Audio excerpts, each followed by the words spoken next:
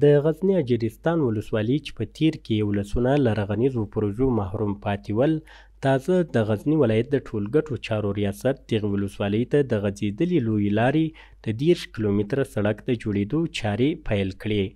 مسؤلین وایي له اجرستان څخه بیا تر مالستان ولسوالۍ پورې د دغه سړک په جوړېدو څه باندې 346 میلیونه افغانۍ لګښت راځي.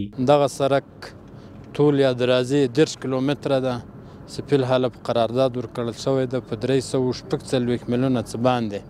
دا قرارداد شوی ده چې د قرارداد ختمېدو نیټه یې 14 میاشتې کې به دا سړک تکمیلوي او موږ ته به تسلیموي.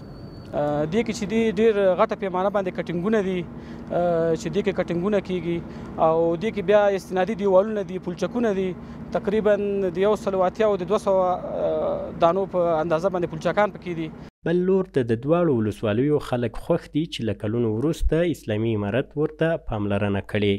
زیاتوي د سړک په جوړېدو سره به ورته په ترانسپورتي برخه کې لوی اسانتیا رامنځته شي.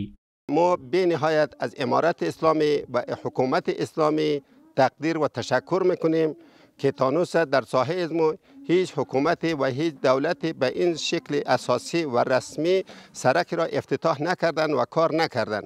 دغه سړک موږ ته تقریبا په ژمي کې د موږ 60 ساعته لار و په واورو کې چې موږ به وروره مرکز ته د ولایت ته هغه همسې لاره خلاصه وي. نن ورځ که دا لار موږ ته جوړه شي موږ ته 15 ساعته لاره ده، نو 15 خو ډېر هغه لري، مثلا 15 ساعته موږ ته فرق راوړي. باید وویل شي چې اجرستان او مالستان ولسوالي د غزني لرې او په غرونو کې راحصارو ولسوالیو څخه دي.